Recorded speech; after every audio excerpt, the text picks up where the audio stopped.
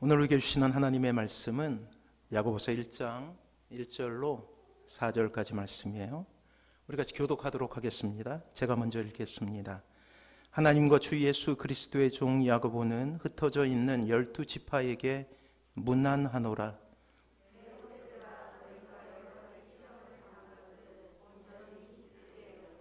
이는 너희 믿음의 시련이 인내를 만들어내는 줄 너희가 알미라. 인내를 온전히 이루라. 이는 너희로 온전하고 구비하여 조금도 부족함이 없게 하려 함이라. 아멘. 자, 옆에 분하고 인사하도록 할게요. 사랑하고 축복합니다. 사랑하고 축복합니다. 미국의 한 할머니의 아름다운 죽음이 시민들의 마음에 잔잔한 감동을 주게 됩니다. 그 할머니의 이름은 노마이고 91세의 나이로 인생의 여정을 마치고 하나님께 돌아간 분이었어요. 그러나 단순히 91세의 나이에 죽음을 맞이하는 것이 아니라 자신이 꿈꾸고 자신이 하고 싶었던 일을 하다가 죽음을 맞이했기에 사람들에게 큰 감동을 주게 된 거예요. 노마 할머니의 죽음에는 이러한 사연이 있었습니다. 돌아가시기 직전 해에 노마 할머니는 큰 어려움을 당하게 되었어요. 자신이 자궁암 판정을 받은 것도 충격인데 평생을 같이 해왔던 남편이 먼저 하늘나라로 가게 된 것이죠. 놀라운 것은 충격으로 드러누워 생을 보낼 수 있지만 이 할머니는 이제 자신이 하고 싶은 일을 하기로 작정하게 됩니다. 평소 그렇게도 하고 싶었던 미국 전역을 여행하면서 생을 정리하기로 마음을 먹은 것이죠. 만 90세의 나이로 항암 치료 대신 자동차로 미국 대륙 횡단 여행에 나서게 됩니다. 우리가 잘 알듯이 미국의 한 주는 우리나라보다 훨씬 큽니다. 물론 혼자 다니기가 힘든 나이여서 아들 레오와 함께 애완견 한 마리를 동행하며 여행을 떠나게 된 거예요. 커다란 자동차에 침대 등을 마련해 놓은 자동차를 타고 여행을 나선 것이죠. 미국 동부 미시간주 할머니의 집을 떠나서 무려 32개 주를 여행했대요. 그리고 무려 75개 도시를 방문하게 됩니다. 여행에 나선 지 13개월 만에 그 여행길에서 하나님의 부르심을 받게 된 거예요.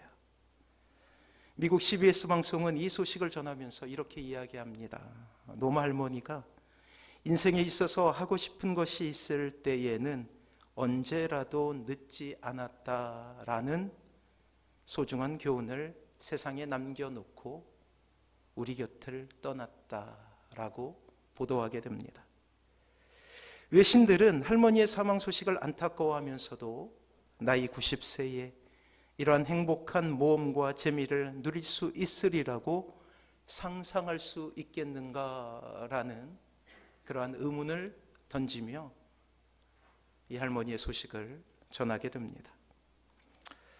죽음이라는 불행에 맞서 기쁨으로 자신의 삶을 마무리하는 참으로 감동적인 이야기라 할 수 있습니다. 사랑하는 성도 여러분, 신자의 기쁨은 개인의 행복으로 끝나지 않아요.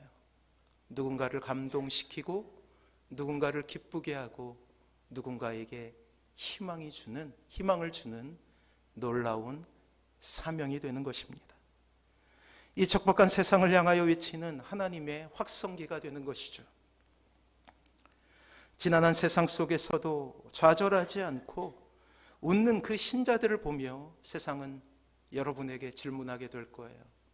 왜 그렇게 행복할 수 있습니까? 왜 그렇게 웃을 수 있는가요? 그렇습니다. 이 선한 질문, 이 선한 궁금증에 대해 신자는 답을 해야 합니다. 오늘 그리스도인은 누구인가? 그 18번째 그리스도인은 기쁨의 사람입니다 라는 주제로 하나님의 뜻을 구할 거예요. 오늘 세상이 알지 못하는 신자의 기쁨을 오늘 본문이 이야기하고 있죠. 세상이 아무리 연구하고 세상이 아무리 파헤치려 해도 알 수 없는 신자에게만 허락된, 결국 세상이 이해할 수 없는 신자의 기쁨을 우리는 볼 수 있게 될 것입니다. 그렇습니다. 우리 2절 말씀을 통해서 그 놀라우신 말씀을 들어보도록 할게요. 2절 같이 한번 읽어보도록 합니다. 같이 읽습니다. 시작. 내 형제들아, 너희가 여러 가지 시험을 당하거든 온전히 기쁘게 여기라. 사랑하는 성도 여러분, 이 말도 안 되는 이야기를 성경은 다시금 이 땅의 신자들, 아니 여러분들을 향하여서 요구하고 있어요. 과연 신자의 기쁨의 비결이 무엇일까요? 오늘 성경의 저자 야고보는 예수님의 육신의 형제였어요. 동생이었죠. 예수님을 가족으로 둔 삶 어땠을까요? 여러분들은 어떨 것 같아요? 막 기쁨만 있었을까요? 아니요, 그렇지 않았을 것 같아요. 야고보의 인생 가운데 어느새 형님이었던 예수님이 구세주가 되어버린 거예요. 또 예수님을 위해 일생을 헌신하고 세우신 교회를 위해 살아가는 인생이 바로 야고보의 삶의 축소라고 이야기할 수 있을 것입니다. 오늘 본문을 통하여 우리가 보게 될 이야기의 주인공이죠.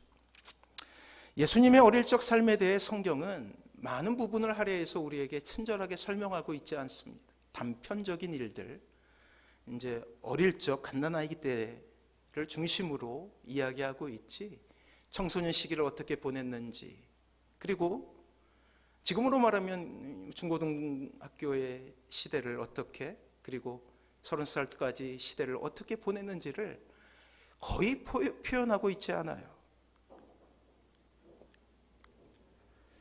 하지만 어느새 이 야고보가 이 초대교회에서 가장 중요한 리더십을 차지하고 있음을 볼 때 그 안에 어떤 사건들이 있었던 것 같습니다. 우리가 알고 있듯이 예수님의 사역 초기 가족이 언급된 적이 있어요. 마가복음 3장의 이야기였죠. 예수님의 사역 초기부터 예수님의 친족과 예수님의 가족들은 예수님의 사역을 말리는 입장에 서 있었습니다. 돌아가자 하라는 거예요. 분명 이때 야고보 역시 그의 형이었던 예수님을 이렇게 생각했을 거예요. 그의 가족들이, 친족들이 예수님을 이렇게 생각했거든요. 왜냐하면 시중에 이러한 소문이 들렸기 때문에 예수님이 미쳤다. 아마도 가족들이 예수님의 사역을 말리기 위해 찾아왔을 때 가족들의 마음도 마찬가지였을 것입니다.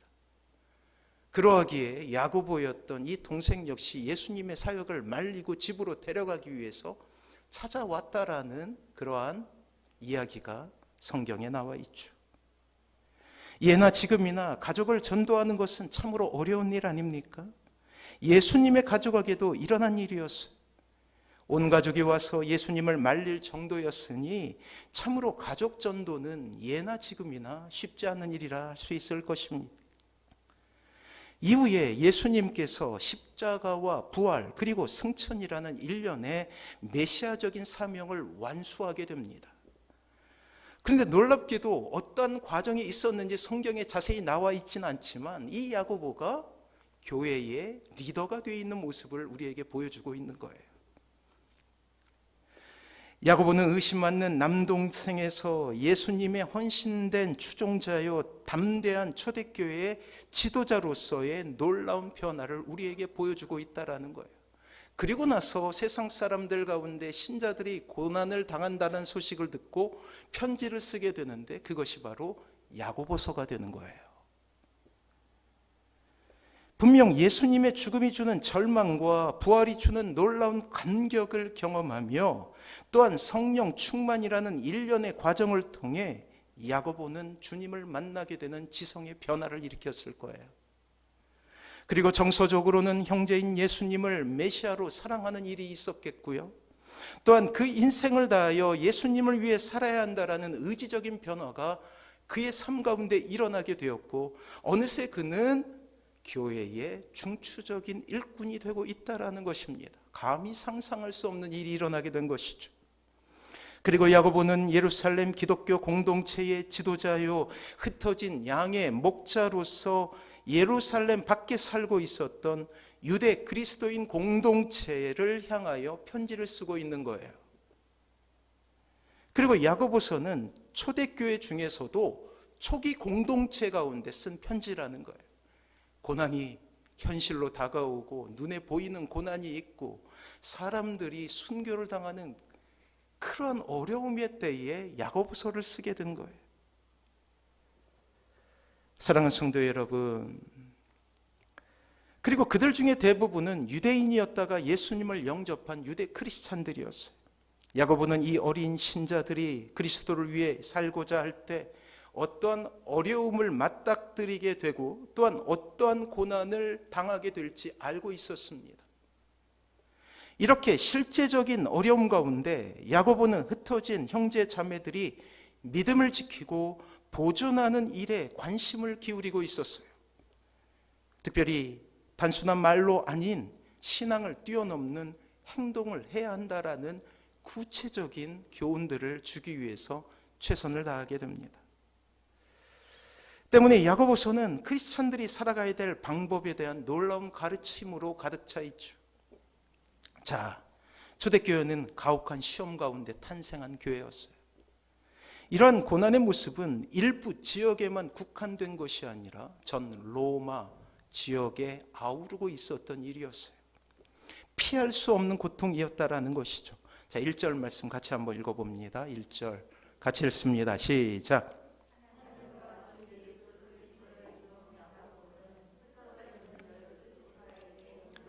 그래요. 흩어질 수밖에 없었던 이유가 있었죠. 초대교회 안에 핍박이 있게 된 거예요.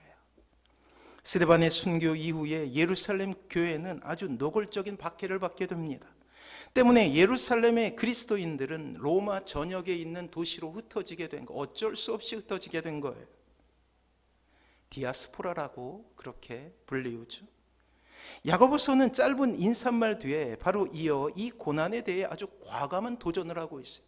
흩어졌다는 것 자체도, 자신의 의지와 상관없이 흩어졌다는 자체도 고난인데 그 흩어진 도시 가운데서 또 다른 고난을 당하고 있었다라는 거예요. 그런데 오늘 우리를 놀라게 하는 것은 그런 흩어진 교인들이 당했던 고난 가운데 이 야고보가 던진 메시지가 있다라는 거예요. 자, 한번 2절 말씀 한번 마음속에 새기면서 같이 한번 읽어봅니다. 시작.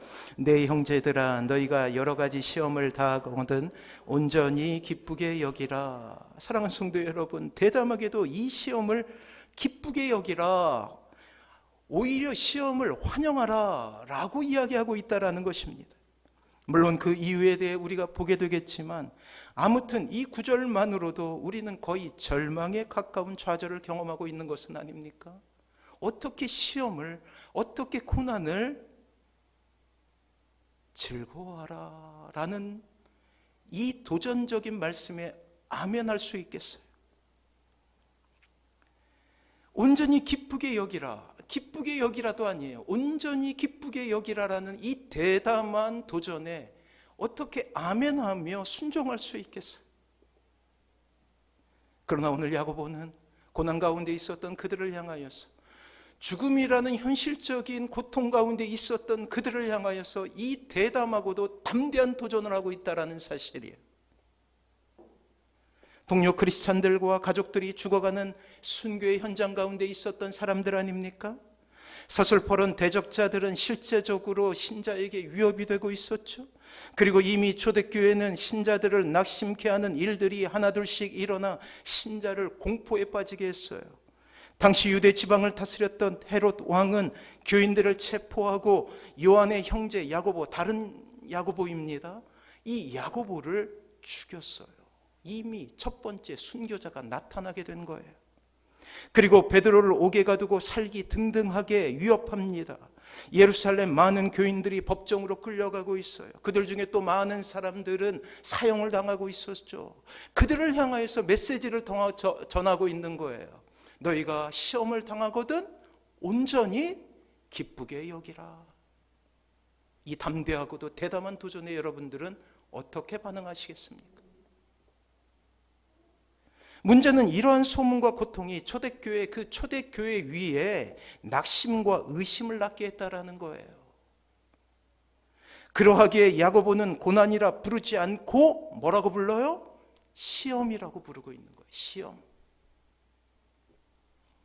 악한 영은 끊임없이 신자를 위협함으로 신자를 낙심시키고 있죠. 어떤 사람은 시험을 잘 이기지만 또 어떤 사람은 이 시험 가운데 낙심하게 돼요. 놀랍도록 전염성을 가진 이 낙심은 교회 공동체 전체를 무너뜨리기도 합니다. 사랑하는 성도 여러분, 부족한 종의 일천한 목회 경험에도 수많은 성도들의 한숨을 볼 수 있었어요. 도저히 말로는 위로가 되지 않아 같이 우는 것밖에 할 수 없는 일들이 한두 번이 아니었다라는 거예요. 짙은 어둠 속에서 도저히 빠져나올 수 없는 성도에게 감히 성경 한 구절로 위로가 될 것 같지 않아 목사로서 무기력감을 느낄 때가 너무나 많았다라는 거예요. 그래도 살아야죠. 그래도 견뎌야죠. 조심스럽게 이야기하며 그 자리를 떠날 수밖에 없었던 참담한 기억들이 있습니다. 사업의 실패로 사랑하는 남편을 참혹하게 보낼 수밖에 없었던 어떤 젊은 집사님의 모습, 아직도 잊지를 못해요.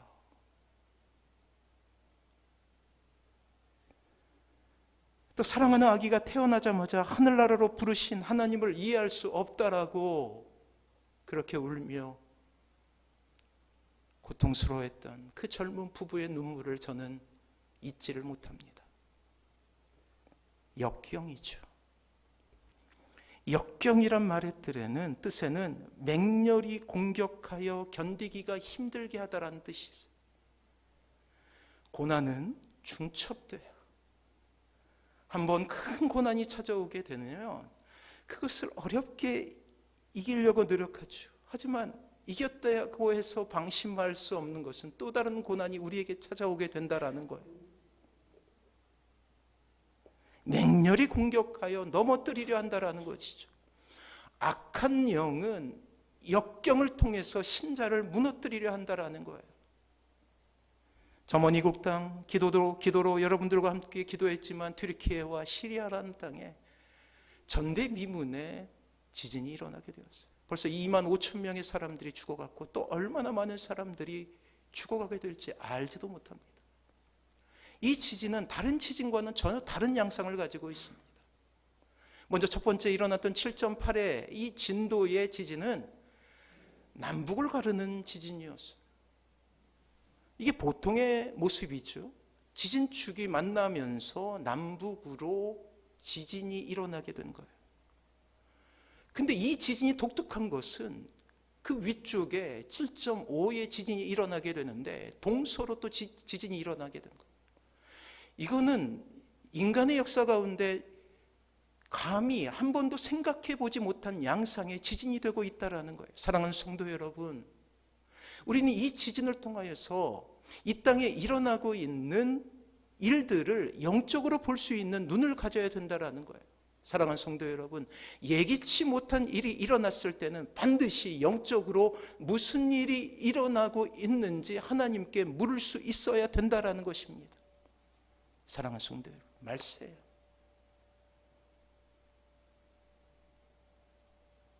세상의 끝을 향하고 있다는 것입니다. 세상 사람들이 인정하지 않으려도 영적인 눈으로 보면 이제 시대의 마지막을 향하여 가고 있고 더 이상 시간은 없다라는 세상을 우리가 살아가고 있다는 거예요. 이러한 세상 가운데 때로 신자도 고난을 당하게 된다는 거예요.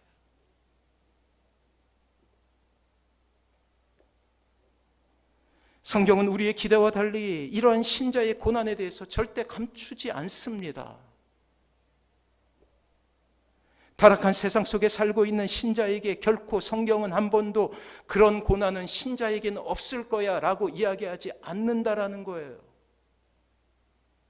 신자도 고난 가운데, 신자도 생명의 위협 가운데, 사건과 사고 가운데 있을 수 있음을 누누이 강조하고 있다라는 것입니다.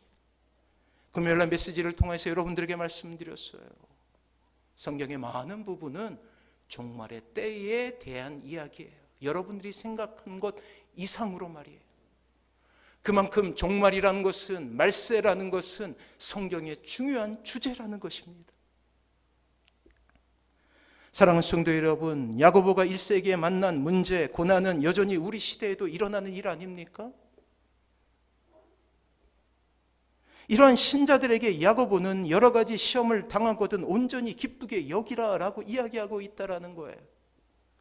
우리의 본성으로는 도저히 기쁨으로 반응할 수 없는 상황 속에서도 기뻐하기로 작정해야 된다라는 것입니다.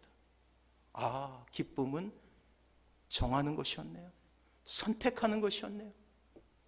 그렇습니다. 불평과 기쁨 가운데 우리는 선택이라는 고된 과정을 거쳐서 성숙이라는 아름다운 결론에 도달할 수 있다라는 것입니다. 다른 말로 기쁨은 선택하는 사람의 몫이라는 것이죠.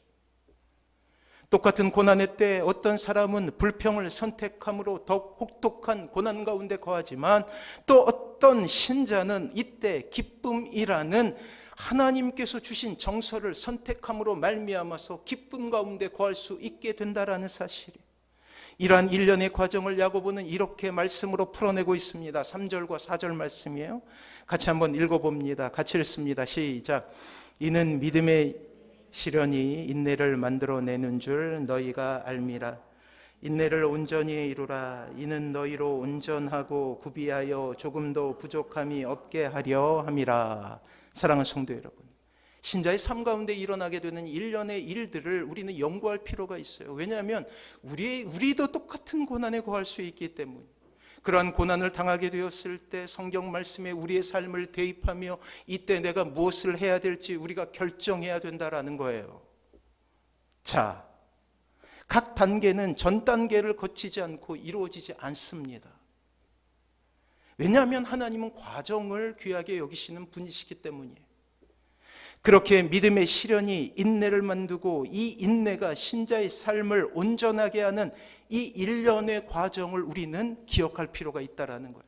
그래서 우리의 인생 가운데 고난이 찾아오게 되기도 하고, 또한 우리의 인생 가운데 예기치 못한 아픔과 고통의 때가 찾아오게 되면 이 말씀을 떠올려야 되는 거예요. 아, 내가 여기쯤 와 있지. 그리고 낙심하지 않는 거예요. 아, 과정이구나. 결국 인내가 기쁨이 되는 놀라운 일들 가운데 가기 위해서 나는 과정 가운데 있음을 하나님 앞에 고백할 수 있어야 된다라는 거예요. 오늘 야고보가 하고 싶은 이야기의 핵심은 바로 그것이었습니다. 앞에 두 단계, 신자의 믿음이 시험받는 일과, 그리고 인내는 항상 신자에게 고통을 줘요. 아프게 합니다.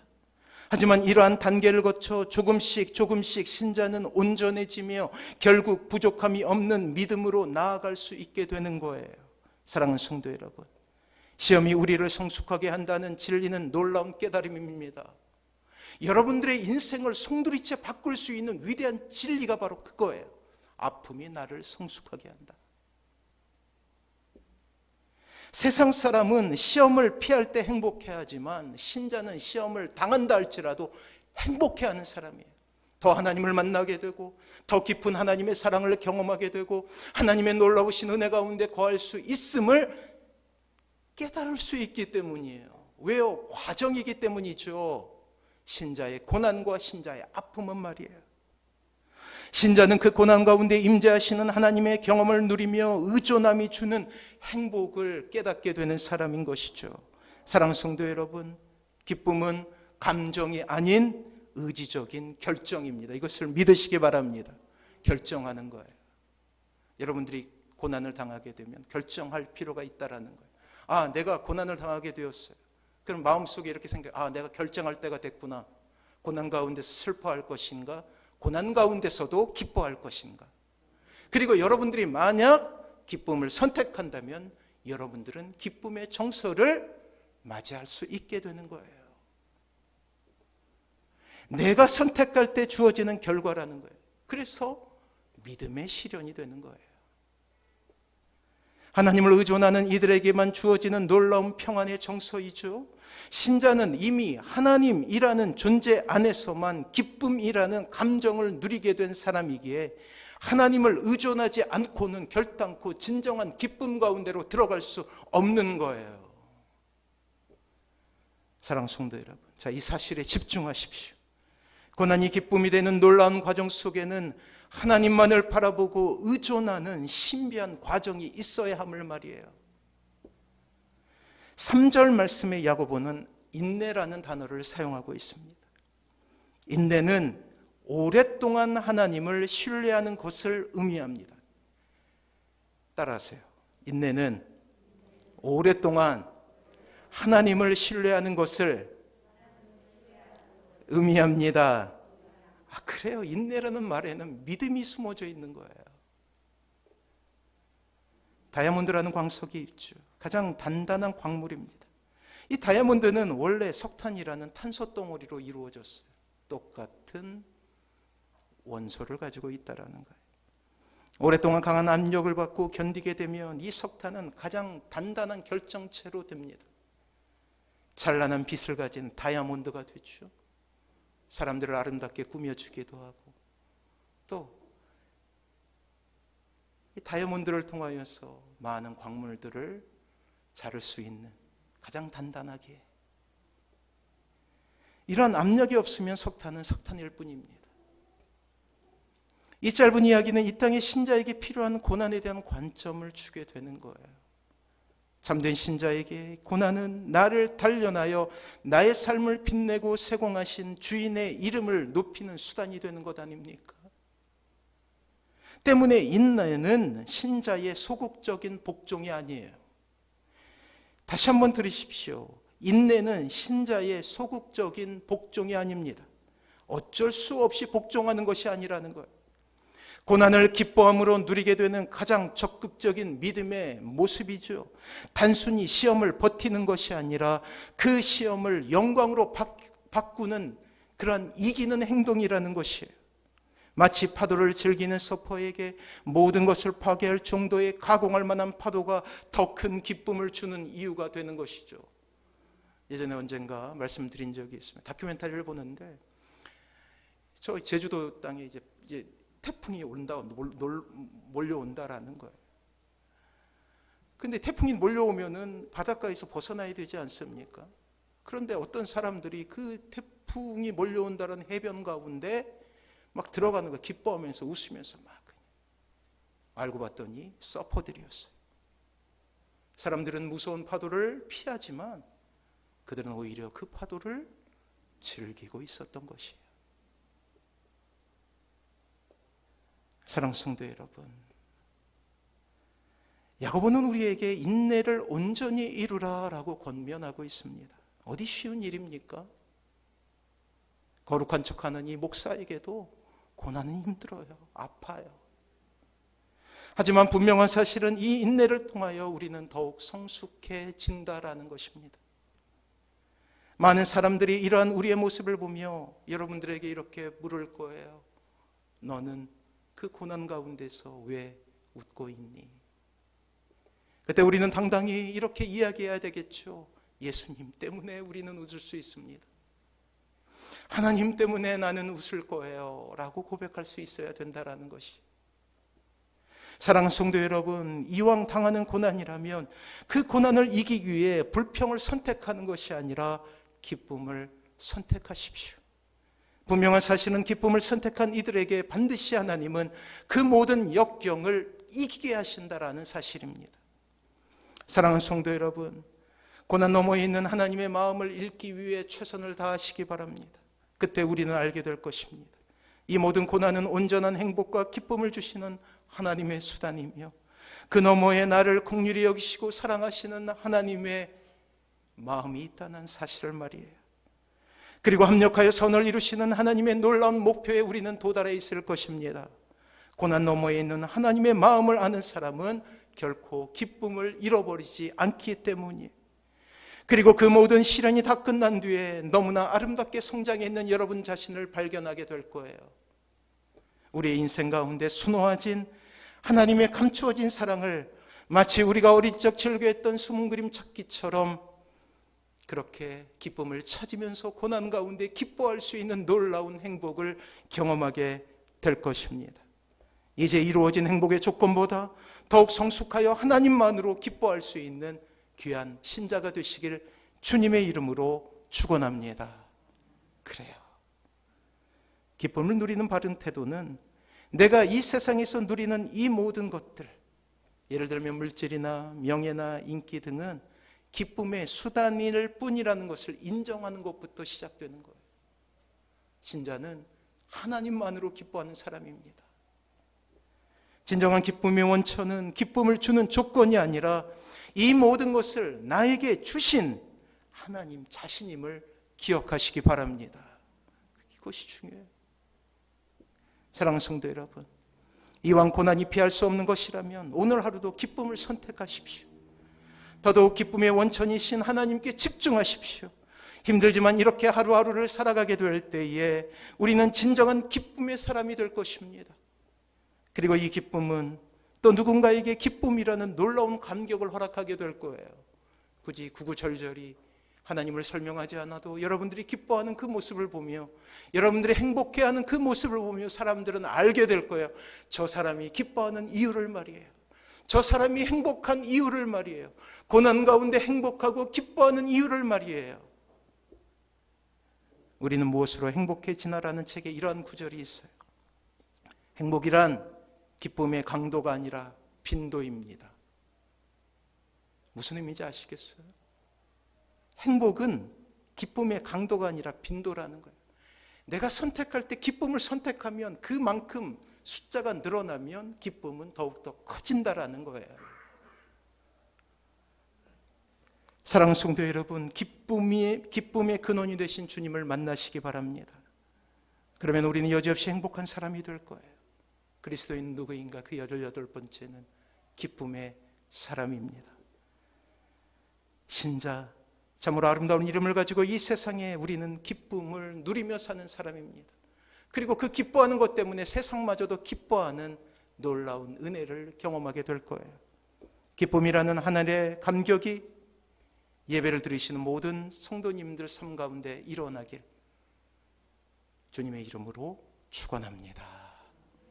우리 같이 찬양함으로 이 마음을 하나님께 올려드리도록 할게요. 약할 때 강함 되시니.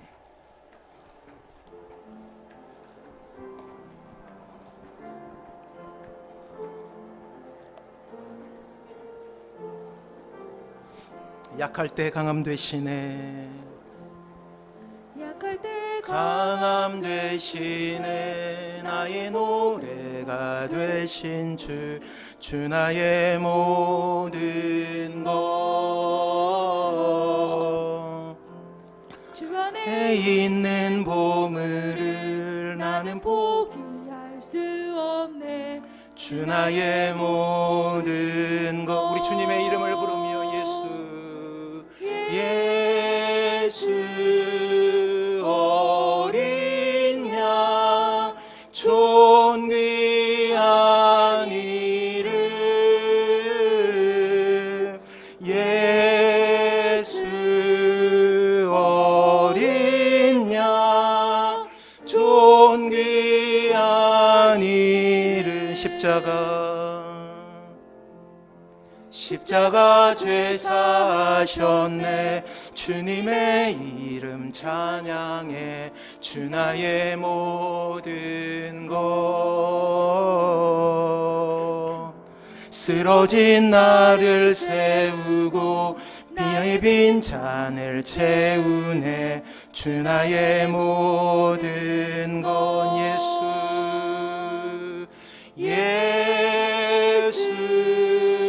어린 양 존귀한 이름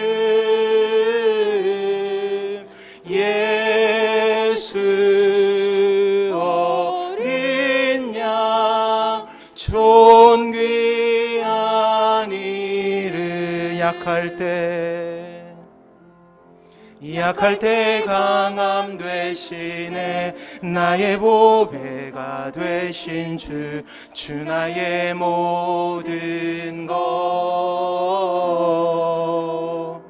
주 안에 있는 보물을 나는 포기할 수 없네. 주 나의 모든 것.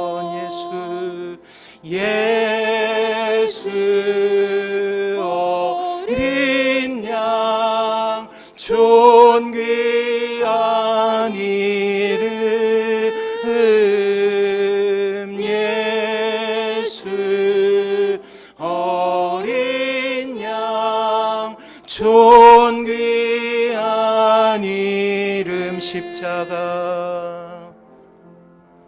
십자가 죄 사하셨네. 주님의 이름 찬양해. 주 나의 모든 것. 쓰러진 나를 세우고 나의 빈 잔을 채우네. 주 나의 모든 것. 우리 손을 들고 주님 앞에 고백할 때 예수 어린 양 존귀한 이름. 예수 어린 양 존귀한 예수 어린 양. 예수